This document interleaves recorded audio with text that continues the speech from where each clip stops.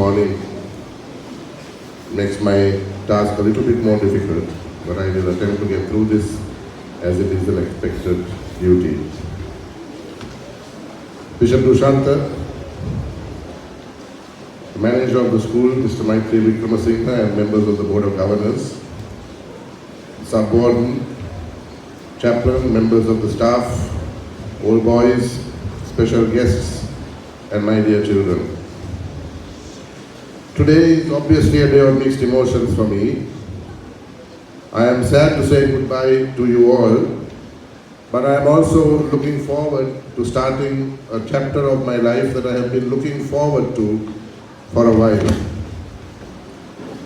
There are no beginnings without endings, and each ending is but a new beginning. As T.S. Eliot wrote in his 4 quartets, what we call the beginning is often the end, and to make an end is to make a beginning. The end is where we start from, and all shall be well, and all manner of things shall be well. During my tenure, I have witnessed many changes and challenges and achievements. I have seen many boys grow into men, ready to take on the world. Exercising ministry and leadership in this school was at times enjoyable and exhilarating, but it was also often painful, frustrating and exhausting. But it was never ever boring. It was an absolute roller coaster ride. It required me to develop what an Archbishop of Canterbury, Dr. Rowan Williams, called the stamina of an ox and the hide of a rhinoceros, which served me well as I navigated the ship through some stormy waters into calmer seas. I take my leave on my terms. I take my leave the way that I would want to take my leave, having discharged my duty to the best of my ability with the help of God, the support of a wonderful team, and the fullest solidarity of the large majority of Thomian alumni in Sri Lanka and around the world. I am looking forward now to a much needed time with a different sort of learning experience, a time of rest, of renewal, of refreshment, and of reconnection with those that matter. After which I hope, God willing, to return to the church I love, to continue the ministry for which I was ordained 22 years ago this month. I witnessed a warden at work at close quarters during the final years of my mentor, Warden Neville Dialvis. I myself gave some leadership at Gurutalawa for 4.5 years before returning to Mount Lavinia as sub-warden. But I can honestly tell you that when I answered Bishop Dillo's invitation to be 19th warden here, I had absolutely no idea what I was getting myself into. Now at the end, I can say that I've come to understand a few things about the task that I had not realized fully before. And these discoveries I commend to my successor to look out for. One, the task is never actually completed. I have realized to my own detriment, at the cost of my health and relationships, that we have to stop trying to be everything to everyone and trying to do everything, because we cannot. We are but stewards for a while. God alone is all in all. We cannot do everything, and that's fine, but it took a long time for me to learn that lesson. There is a time when we need to step back, realize our limitations, and let someone else go on. Second, a leader must take care of oneself. A leader needs to take care of himself far more than anyone else, not in a selfish way, but on behalf of those he leads. Because if the leader is exhausted and spent of energy, when a crisis comes, and so many crises are part of this job, everyone is going to look to him for strength and encouragement, both of which the leader himself will struggle to have if he does not look after himself.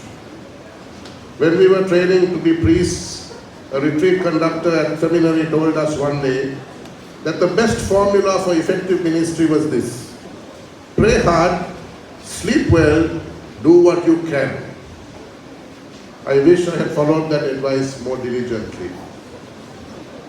Thirdly, a leader must never take himself too seriously and must always maintain his sense of humor. The ability to laugh at oneself is a lesson I've learned too late in the day. Human beings are bizarre creatures, and as a leader, we get to see the hilarity of things more than most. But if we can't just laugh at the hilarity of it all, to laugh at the person who comes to you with a problem that is hilarious, or get to smile even, if not laugh, one will go mad or get physically ill quite soon.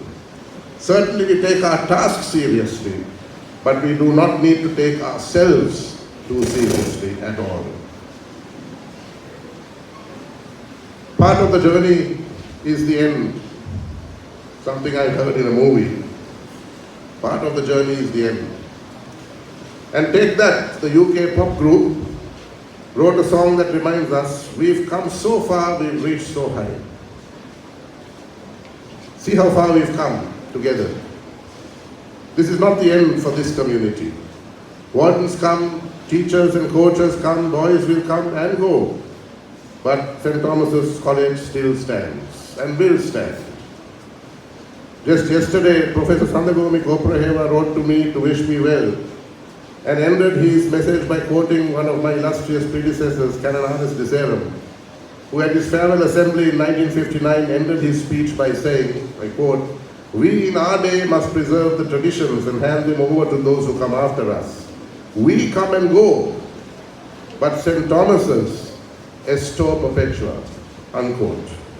That helps to give perspective. It's not about us as individuals.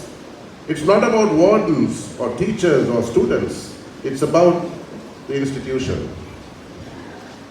It has been an absolute honor and the privilege of my life to have served as your warden. And I feel a great sense of fulfillment about what we have accomplished together as a community, as a team, as a family. We have not only enhanced the culture of excellence and collaboration and diversity and mutual respect and inclusion, where everyone has been welcomed, valued, cared for and supported, but we have also fostered a love of learning and curiosity and creativity, where everyone has, I hope, been challenged and inspired. I want to thank all you boys for your hard work and dedication and enthusiasm. You have made this school a vibrant and dynamic place, where every day has been filled with joy and discovery. You have contributed to making this a warm and friendly place, where every day is filled with kindness and gratitude. There have been those dark days, but in general, there have been good days. You have enriched my life with your talents, your personalities, so many stories that I will take away with me, and I will always remember each and every one of you with affection. I also need to thank the teachers and the staff for their passion and for the way in which they have supported me. You have been my colleagues and my friends. You have taught me so much, and you have supported me in many ways. The large majority of you have formed the backbone of this school and have made a difference in the lives of countless students. You have my utmost respect and admiration. A special word of thanks is due to my subwarden, who has stood by me like the rock of Gibraltar,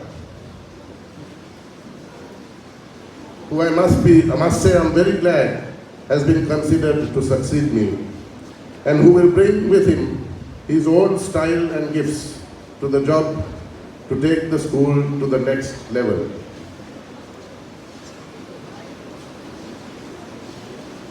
I must also thank one other who has played a key role in my time as warden. This person has protected